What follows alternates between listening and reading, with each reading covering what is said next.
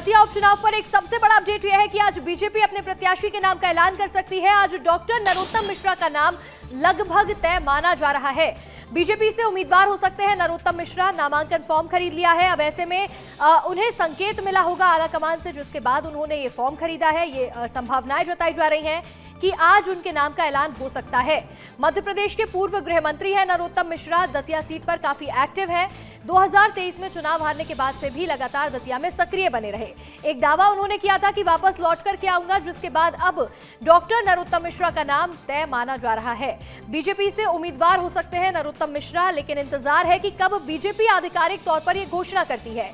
BJP आज प्रत्याशी के नाम का ऐलान कर सकती है और यह आज की सबसे बड़ी खबर हो सकती है।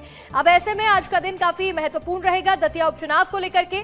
एक और बड़ी खबर है, कांग्रेस भी आज नाम की घोषणा कर सकती है। प्रत्याशी के नाम का ऐलान कांग्रेस की तरफ से भी आज किया जा सकता है। अवधेश नायक का नाम रेस में सबसे आगे चल रहा है। अवधेश नायक नामांकन फॉर्म खरीद चुके हैं, जिसके बाद से चर्चा और तेज हो चुकी है। नामांकन फॉर्म लिया है, मतलब उन्हें कुछ ना कुछ संकेत मिला होगा। अब ऐसे में क्या उन्हीं के नाम पर मोहर लगती है या पैनल में जो बाकी के और नाम भी शामिल हैं उनमें से किसी के ऊपर पार्टी भरोसा जताती है, ये देखना होगा। अवधेश नायक समेत 3 कांग्रेसी नेताओं ने नामांकन फॉर्म खरीद लिया है। अब ऐसे में शोभा भारती का नाम भी चर्चा में है। अवधेश नायक का नाम भी रेस में सबसे आगे चल रहा है, लेकिन आलाकमान क्या फैसला लेता है ये एक बड़ी बात होगी और इस पर हर किसी की नजरें टिकी रहेंगी। बीजेपी और कांग्रेस दोनों ही आज प्रत्याशियों के नामों का ऐलान कर सकते हैं। आगे बढ़ते हैं और एक और बड़ी अपडेट मिल रही है दतिया उपचुनाव पर। आज एक और बड़ी खबर यह है कि राजेंद्र भारती की याचिका पर आज फैसला संभव है कि आ जाए। दिल्ली हाईकोर्ट आज अपना फैसला सुनाएगा। कल सुनवाई हुई थी, जिसके बाद कोर्ट ने अपना फैसला सुरक्षित रखा था, लेकिन अब संभावनाएं है कि आज ये फैसला सुनाया जाएगा। अब ऐसे में राजेंद्र भारती की याचिका पर क्या फैसला लिया जाता है?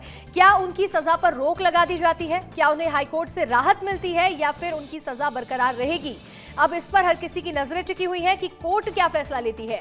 दिल्ली हाईकोर्ट में ये मामला लंबे वक्त से चल रहा है, जिसको लेकर के सुनवाई हुई। बीते दिन पूरी सुनवाई हो जाने के बाद आज हर किसी की नजरें फैसले पर टिकी हुई हैं। हमारे सहयोगी अमृत तिवारी जुड़ रहे हैं। अमृत, दिल्ली हाईकोर्ट आज फैसला सुना सकता है। अब ऐसे में हर किसी का यही सवाल है कि क्या कोर्ट से राहत मिल सकती है राजेंद्र भारती को या फिर नहीं मिलेगी?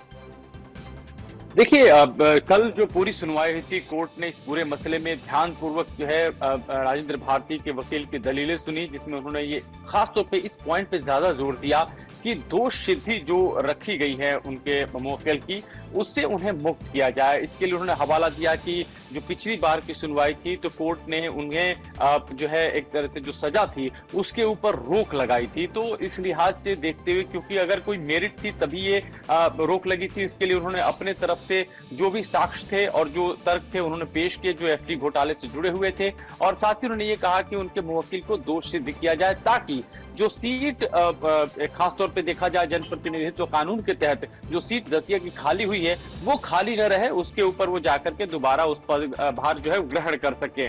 लेकिन अब इस मसले में है, कोर्ट ने चूंकि पूरी दलील सुनने के बाद फैसला कल सुरक्षित रख लिया था, आज इसी मसले को लेकर के कोर्ट अपना ऑर्डर पास करेगा और इंतजार इसी बात का है कि कोर्ट क्या राजेंद्र भारती के वकील की दलील के मद्देनजर फैसला देता है या फिर जो केस की मेरिट के आधार पे जो उनकी सदस्यता खारिज की गई थी, खत्म की गई थी, उन्हें दोष से सिद्ध पाया गया था, उसी के मद्देनजर फैसला देता है। ये दोनों चांसेस हैं। अगर दोनों में से कोई भी एक चीज होता है तो ये बड़ी बात हो जाएगी। खासतौर पे देखिए कि अभी चुनाव का जो है वो वक्त चल रहा है, उपचुनाव का, और कैंडिडेट का ऐलान भी होने जा रहे हैं, और ऐसे में यदि कोर्ट राजेंद्र भारती के पक्ष में फैसला देता है तो सारा समीकरण बदल सकता है। लेकिन जिस तरह से ये भी जो कानून का जानकार मान रहे हैं कि जो एफडी घोटाले से जुड़े हुए जो साक्ष्य हैं, सबूत हैं, उसके आधार पर जिस तरह से राउज एवेन्यू कोर्ट के जो अदालत ने फैसला दिया था ट्रायल कोर्ट ने, तो ट्रायल कोर्ट के फैसले से बामुश्किल नहीं हो सकता है कि हाई कोर्ट कुछ